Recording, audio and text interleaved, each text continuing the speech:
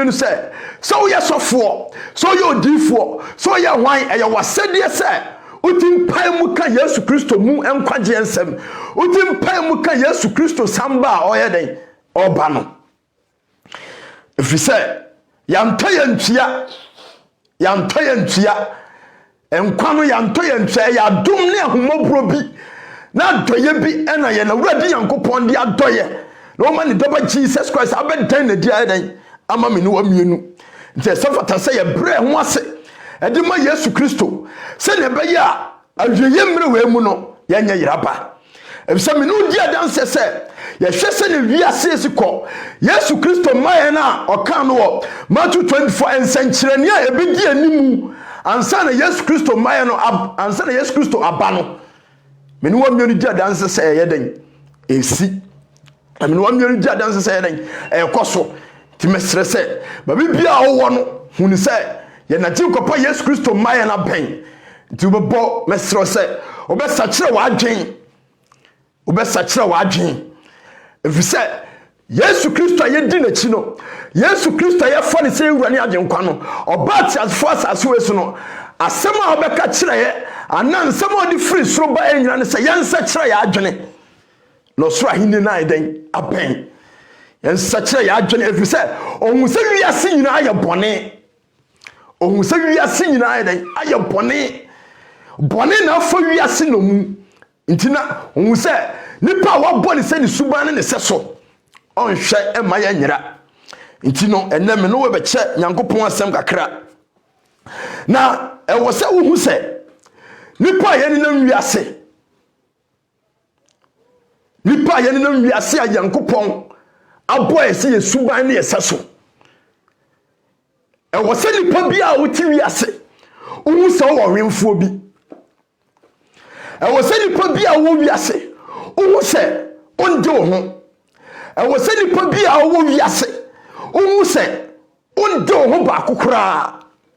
efri se me no amienu di adanse se ya honam fam agya ya honam fam ena so mo wo ya omutim ka kire se omo na de aba wiase na mo ndi o mbeka kire no eno na wo se edi so ya honam fam agya o tinka denisa sine buka sa me na ma wo enti dia me show se di so no dia me show sa ye no dia me ka kire no eno na wo se wo ye den oje. How much our Lord, how much our God, how much our Master Jesus Christ. And I dim my say na numa semana ne mran sema waka kire se ndi so ebe ye dia maye. How much say no ebe ye dia maye say aweye mre mu no ye be sakire ya adwen abefa Yesu Kristo ne ye di na numa sem so ne enye ne mu nkwagye yenya ni mu awie pa na de ba ko a wo se nyina hu ni se awurade asema me ate ase se o se o kan Job 14 a o se onipa oba awo no ne na yetia bi na ohawma ne na yetia bi o na ohawma the same thing as o jump betena o se na odesani die owu obia ho na onipa jamu na owo he that means say atiasefo asase we so ayewo no nipa bia wo ti asase we so huni say ya twahye bi di ato ama wa unsa no ho da biara da ya twahye bi di ato ama wa sada no duru a obewu afiri atiasefo asase we so na se wo nwusu aye na jenkopa Yesu Kristo eba beto e wasase we so o se free say o say ne maye nu mu no ani nyina be den ebe hu no ne maye nu mu no so pie wo mu nu kunu ma ani nyina be den ebe hu no nti wo a wo ti ase a unwuye wo be hu no the same thing na yakwa Hebrews 9:27 a o say da opra ko pe mani pa bia se owu na wo wachi no atemu e den e wo ho we kura kire se nipa yendi ye ho nti Yesu Kristo na ne dom Yesu Kristo ne na homobro mu atu yefo odikan de dikanfo birim bae so muni kan be kan dwen sa kira nsam nyeden enkyere ye bi ni John the Baptist. It's a John the Baptist by no na asen kan fiti ase no asem o kan sa mun sa kire mo adwene no soro ahinde no aben yen sa kire ya adwene no soro ahinde na eden aben enti na sa fatame no wamienu sa brabo na ye bo no asetire na ma yete no onde o ho da biara da nipa biara obeka kire o se wo ode o ho no hunu se sa nipa no o da da nipa biara obeka se wo ode o ho na obetimi ayede wo pe nipa biara obetimi de nsa asine bo aka se media medeme ho na metimi ayede me pe no sa nipa no oni awie pa na nipa biara so po Yesu Kristo ade nipa aye nani da so ade ne ho to nipa so no sa nipa no oni awie pa sa nipa no oni awie pa efise nipa betimi adu hwammo nipa betimi adu hwammo efise o kan Psalm 146 ya o kan verse 1 coming down o say enhyira no men kan Jordan ho ato nipa so na enhyira ni nipa ode Jacob Nyankopon Isaac Nyankopon aye ni da so and in Jesus Christ and na me no cha sem kakra efise nima bi wo na se ya hu a nipa ya bo wiase abodi a ya bo wiase Nyankopon abo ese ne su ene ne ban so no ya nhwe ya ya beka se ye de ho na nso ye ko se ye mu nipa hwe ye bia Bible no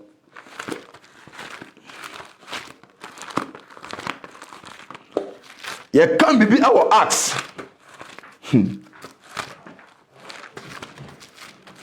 Acts chapter 3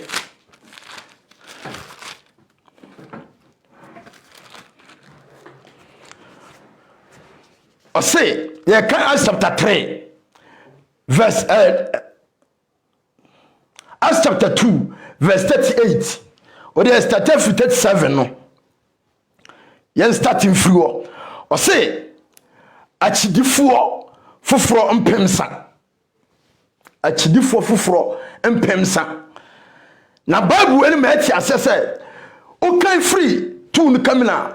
o be duru 14 o say Petro asemka na nya Petro ho asem na mum Jesus Christ of Nazareth Nazareth ni Yesu Kristo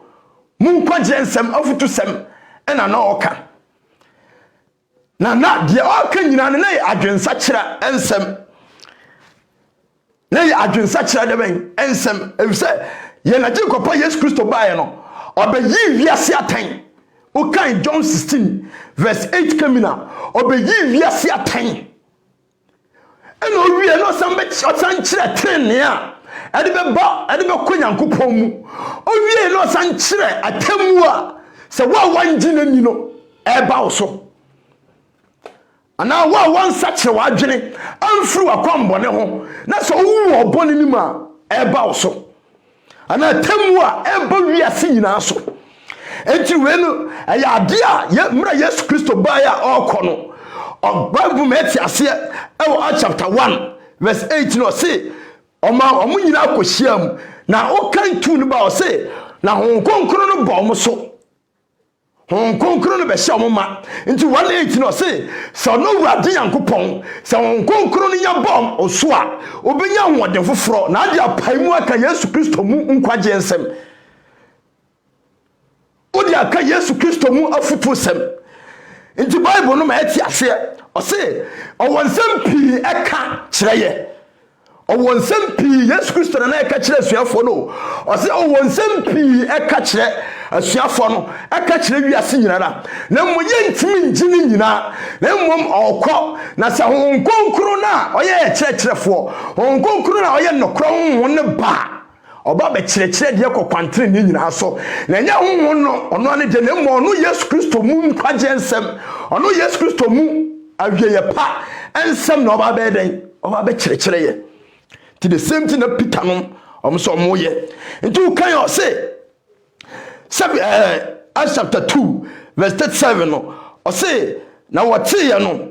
wo won akoma mu na waka kire Petro ne asomafo a aka no say anuanom yenye den na Petro se won se monsa kira mo adwen na mo nyina ma won mo asu Yesu Kristo din mu ma mo bone fache na mo benya konkron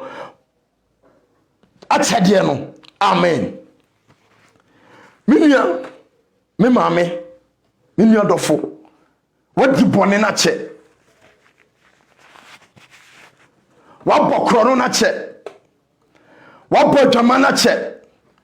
wadi atro che wadada nipa che wanu mensa che dani de nyina uti Yesu Kristo mu kwaje nsem se sakira wadwene na hwie na ben papa ya manfo mu ache uti asafo mu so dani de nyina ode papa mu eto asafo mu ode papa mu eba asafo manum uti asafo mu onso no waji tum se ye wo makuo awasafunum ye memaku awasafunum ye wakwa awasafunum nso gitum se wankasa wasana tukuo akuo no enjina Kristo Yesu so ugitum se kuo na wate no ayankonkonse na wudi ho ugitum se ya atoro na wudi ho ugitum se ya asresere sem na moka no ho ugitum se ya manfo nsengeka na moka no ho nso no so wagi Yankopon adi Mimia uye gay. Mimia ba uye lesbian. Mimia ba dani nyina no wadwen yourself odi obefokati kwanso. Awuro ho, ayiyi ho. Abopo ayiyi ho, agisika, ayiyi ho, adi anya ho na mema show nakedness. Mimia bema. Mijina ye na jinkopa Yesu Kristo dimu esrew. Mijina ye na jinkopa Yesu Kristo dimu na mesrew. Awie na ben awie no aben mesro se sakira wadwene mesro se bro ho ase ema ye na jinkopa Yesu Kristo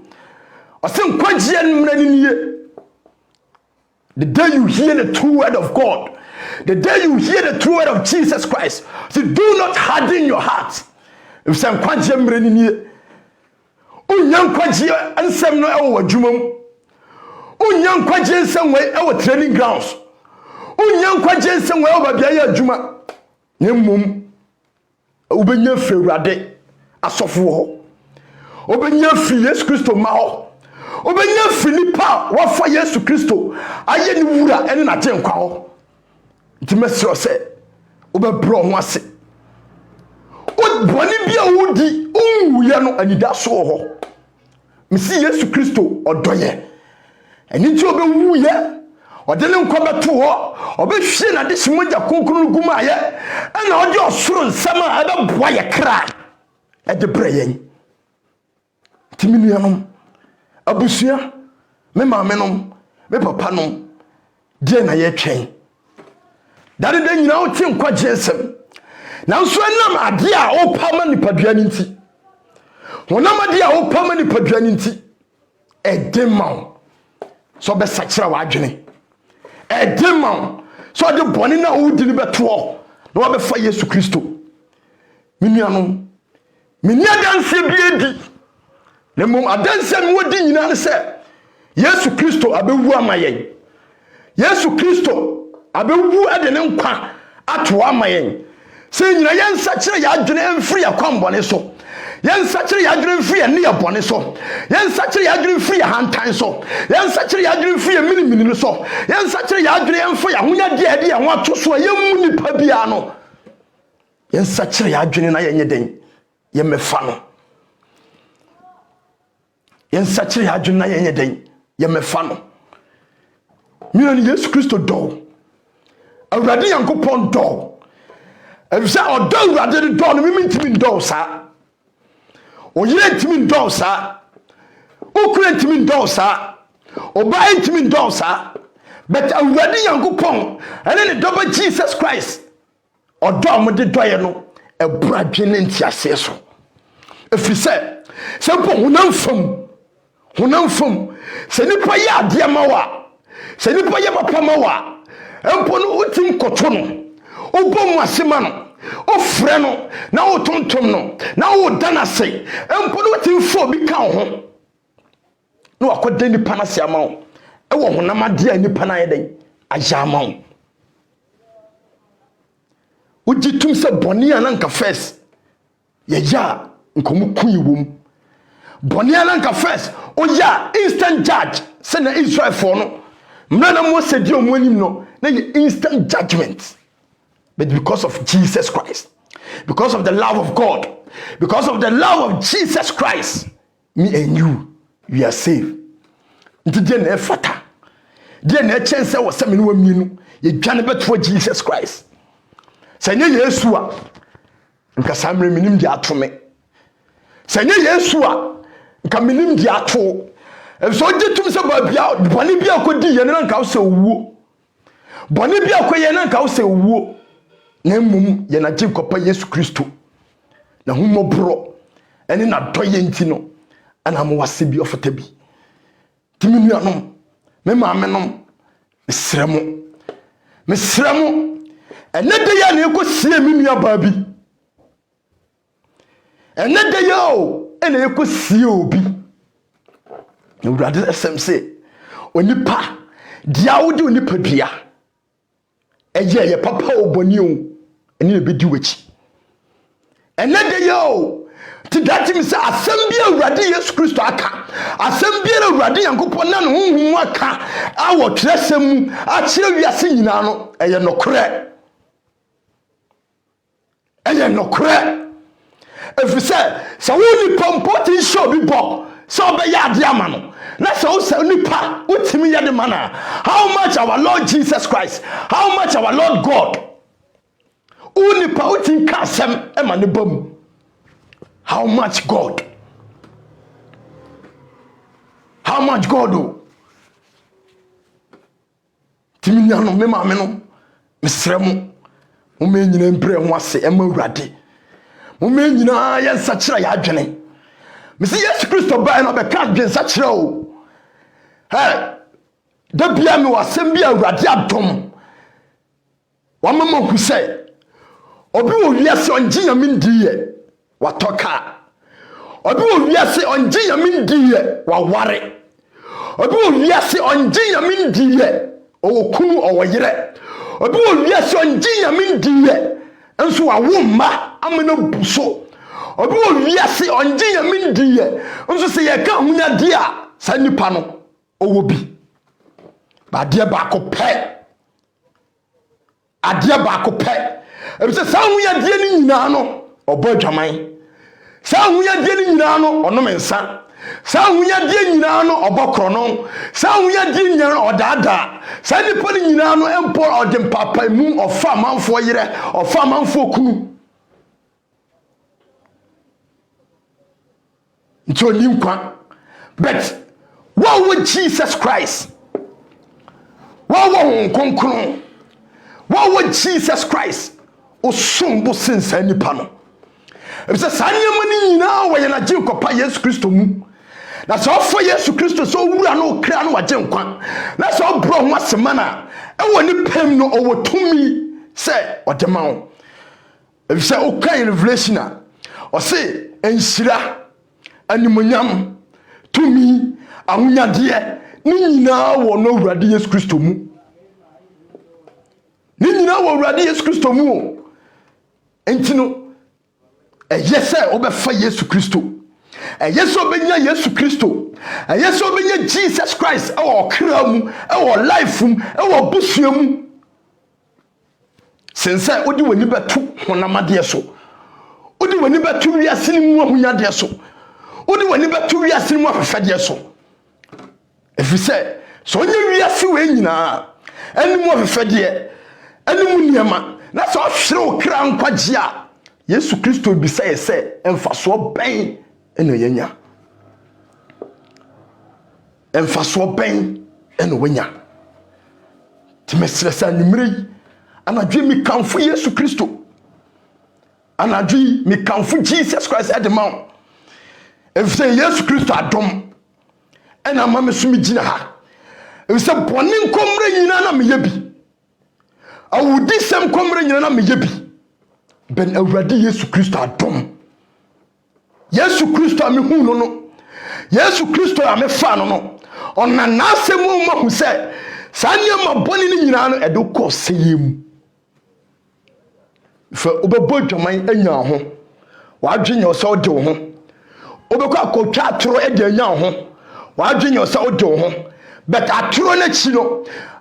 dwamamo na chi no kronobo na chi no sa wanye careful na se dwamamo ne yade bi bowa krono no ye chiwa atoro no so ye hu nokure wo ma ede ningu ase ede oseye na ebrew minanum boni adoso wiase boni adoso wiase. This is not the time I ever preach a catch or say ubedi tina me say obi njinya mindiye nipa bi odin nsa eye adwuma pa nipa bi odin nsa eye adwuma Awurade Yesu Kristo ehira no nipa bi odin nsa eye adwuma pa Nyankopon nyeden ehira no entino manye wadwen se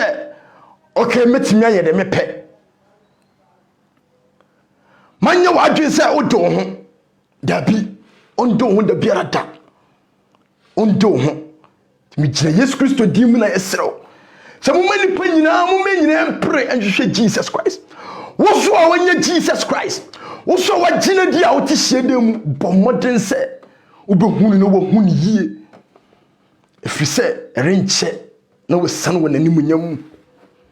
ni wo mi ni di adanse niam asese e koso e wo wiase. They say gay bema on any young bema ada okay 1 Corinthians 6:9 come here o sis sani powen sa boni we nyina no onye nyankopon ahene mu nyaden enhyene si marima ni marima ada oba oni oba ada enne ye man Ghana mu country nyina eji atum gay koso free Yesu Kristo penso gay koso lesbian koso but say no government am pese the whole nation agitum say the be o betimi akọ out say the be o betimi ayade nyina open nyese gay nkoso because the Yesu Kristo akanyina no etwa say eden ebam the Yesu Kristo akanyina so eden abam ekiro se wiase en na wie eden aben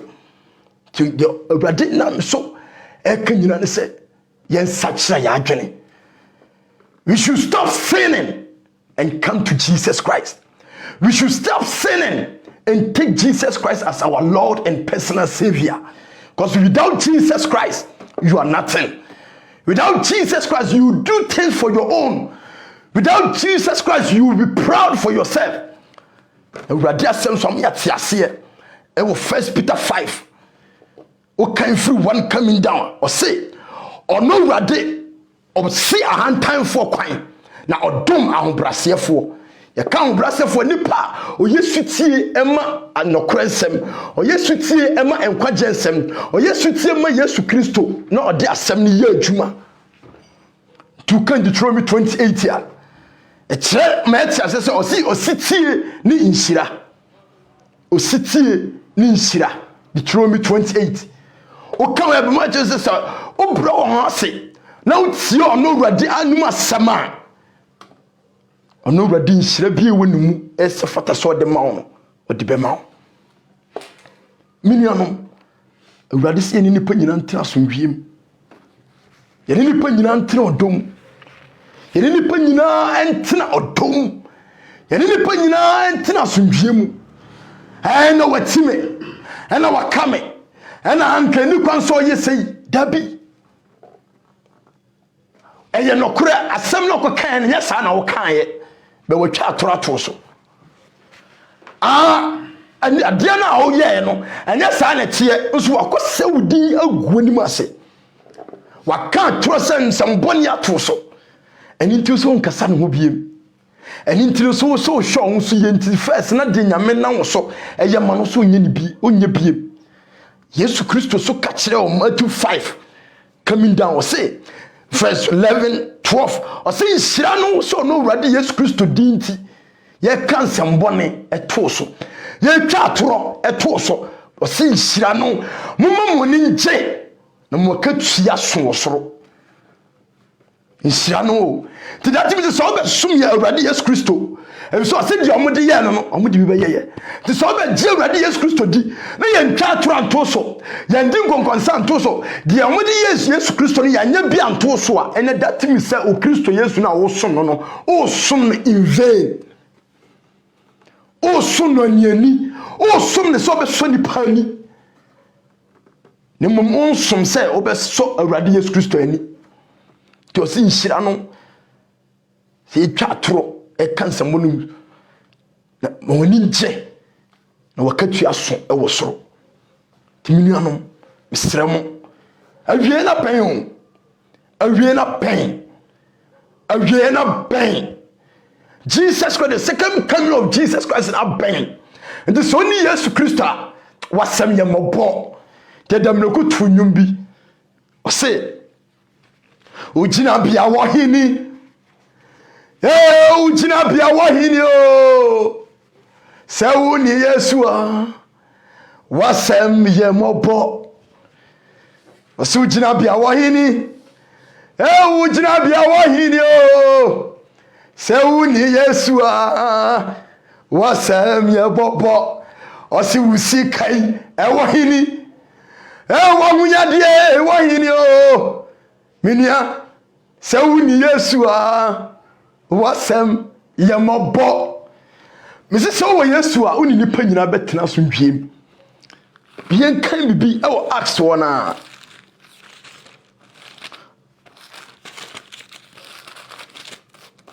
yen kan nyame asem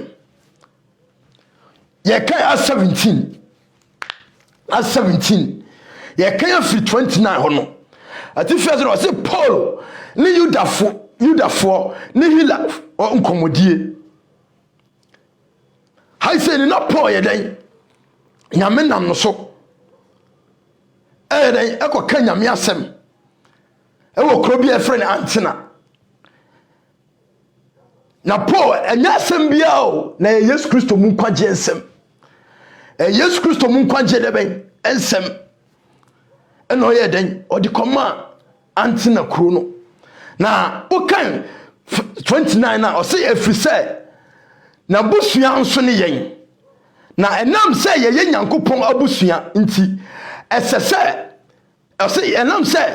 ye Nyankopon abusua nti ensese Yesusu se Nyankopon tebia te se sika ana adwete ana obo adwini a onipa de ni nyansa ne na adwene adie na saa nti Onyankopon abu nani agu mra ahodo a wonim no so na afedie o hyenipa a ewo manyina se won sakire won adwene efrise wayi da bi ato ho a onam obarima bi a wayi no asi woso bebu wiase atentene ne mu ono na wama no asori afri awufo mu di adi adanse nipa nyina nyinini wamu de tino o se enam se ye Nyankopon abusua minua menuam nyinu ye Nyankopon abusua menuam nyinu ye Nyankopon ma eya boni o ena titim ye no Nyankopon tem eya boni ena etim ye hu se ye Nyankopon ma eya asoden emsamra na Nyankopon be yi Israelfo efri Misrim asase so no Nyankopon hu se Israelfo hu kire omo Nyankopon hu se Israelfo ekwa hu yehia mu enti Nyankopon tena so hu se no amma ne ma ono Awurade edon enye den enko hu yehia mu enti o ye den osoma ne daba Moses so enko Misrim ne den enko yi omu firi ho efise Nyankopon hu se Israelfo ye na busua Israelfo ye ne ma enti de senti na me so me no mienu ye abusua ema Awurade eni nti na huyehia owom no bone na wotim no amumuyedi a wotim no asode na wotim no dan nyina ne nyame ayi ne ma se ye meka nkwaje asem nya den enkyerɛw ye meka dwensa kyerɛ nsem nya den enkyerɛw efise awurade yankopɔn ayi da bi ato hɔ a ne dɔba Jesus Christ ebebu wiase nyina e wotene ni mu ebebu wiase nyina e wonokore mu ebebu wiase nyina atan ntimimia me maame die na demon die mpa na aye stumbling block awa brabomu a enti demon say obesakira wadwen aba Kristo Yesu mu die mpa na demon die nkurampo no wohunu wosofo bi ho die nkurampo na yempo nipa bi di ajaw anti sani paninti no wutim bi wonu kan busu sem say so ba besum Yesu Kristo pa die ka de beka kosom bosom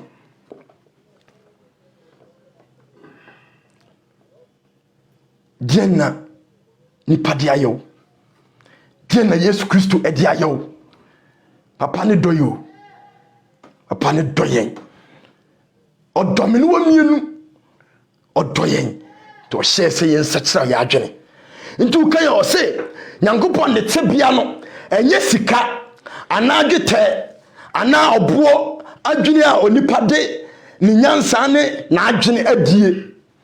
na santi onyankopon abunani agumre ebise menu di adanse ese emre bia na atwam na ye ignorance emre bia na atwam na ye ignorance na ye hunu wo ye ni so de eye no etere but Yesu Kristo a oye nokora honhom Yesu Kristo a oye nyankopon ba ofiri soro ena ba sasewe so e de osoro mu nkwaje ensem ewo Galatians chapter 5 verse 22 no ose honhom aba nti aba ewo ya awurade yankopon mu no ena Yesu Kristo enam ne ena Yesu Kristo e de ba sasewe so e de be dom ne wo mienu nti no okan a odo ene dikan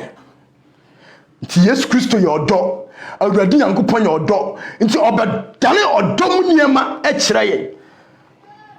send the 1 Corinthians 13 aka o se odo ho asem o kan one kamina odo se odo emfa bone nsaniyam odo entan ne yonko odo emfa papai mu ma odo na ne ngidia entene ho o se na ne gi ade nyina ho etono boase wade nyina mu etia de nyina etiminuanom odo na ye na jikopa Yesu Kristo e de breyen so ni odo a na uti asafumu a o ye bregu adwuma so ni odo a na wo se waji Yesu Kristo adi na wo se uni aye obone because who can Matthew 18 o se so uni afun wa konnchan na koyi na tan unia ya wade anya kwani nchen na kuji na ten unia ka asem bi kire na anya o se kwani nchen na kuji na ten wan twere o Bible nim se so unia ya ade na anya trase na unia no mra o nchen emeyi ne ho aten o se so unia ya wade so obi ya wade na se anya kwani nchen na kuji na ten ko ka de wa ye a anso wani no a amma wani ngi no kire no ogine funso tuma wayi unya back na so wangine funso antum so a fanipa banu ba ko ana banu ka ho na yede fa ko wanje antum so a fani ko asafo mpanfo anim wanje antum so a buni so yede ben oye busunsum ni nyina achi no o se dono ni nyina achi no o se bompa ye ma no se na Matthew 5:45 aka no o se ni nyina achi sam bompa ye ma no ne saye mu no ena be nyankopon ba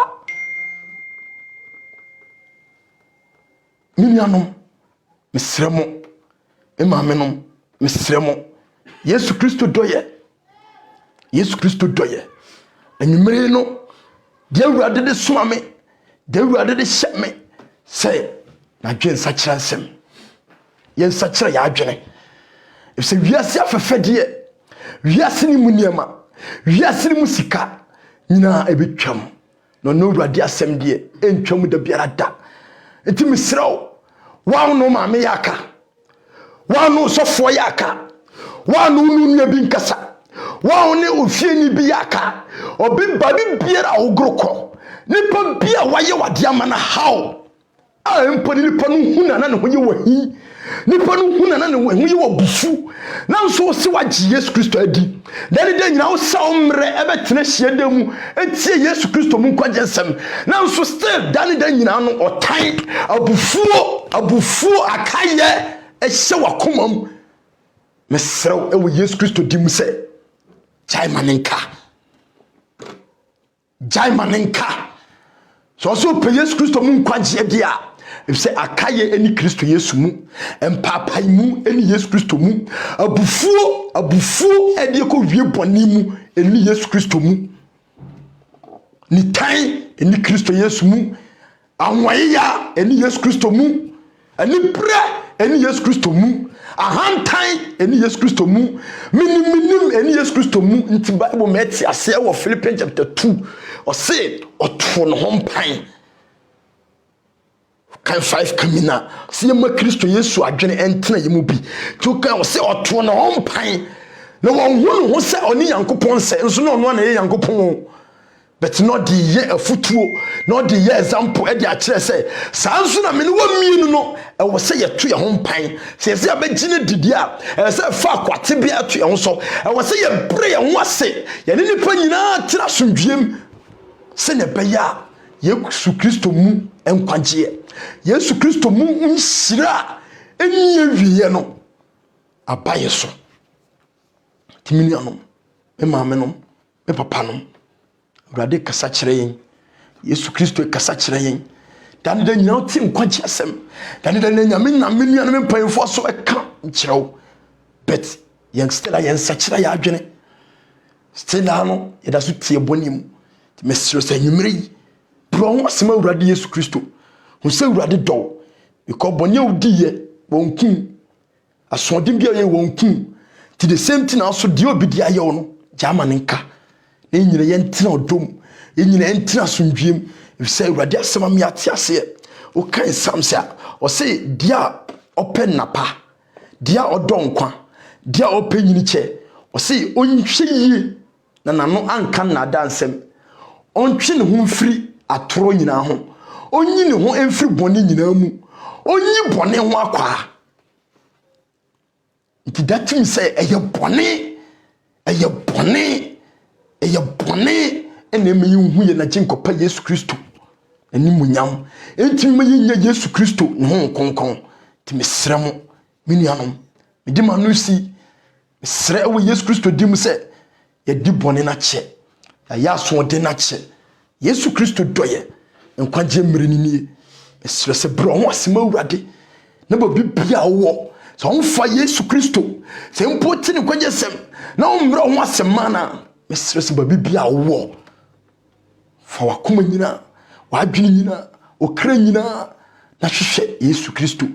na pre na kofa Yesu Kristo ye owura na wagye nkwa na Yesu Kristo be ma wawie pa na Yesu Kristo be ma oni mu nkwagye na Yesu Kristo de ne ho konkron be ma na siw kra ye na Yesu Kristo nam so ama afoforo so ahu no na Yesu Kristo nam so ama ofiefuo adiomo afiri obonefo ne na paafo ensem pro ho asema Awurade dɔw nyame nhyiraw nyame ntina nim kyerɛw nyame nyɛ okese nyame ema de nyina ndi mu aw nyame nhyiraw sɛ wabro ho ase ama na asɛm nyame nhyiraw sɛ mpuro bro akoma ase ama ɔno Awurade na asɛm bibi obi awo na madika aka no ɔmfa Yesu a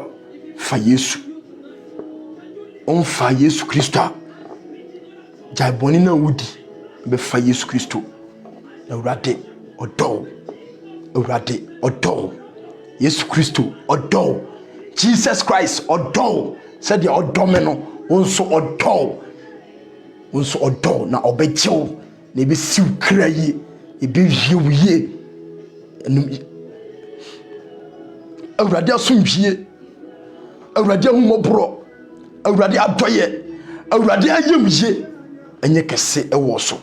Awurade nka we ne wasefo awurade nkae oru na busua se na me nso wakae me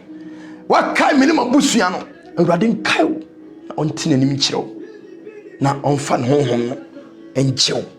ewo Yesu Kristo din mu amen.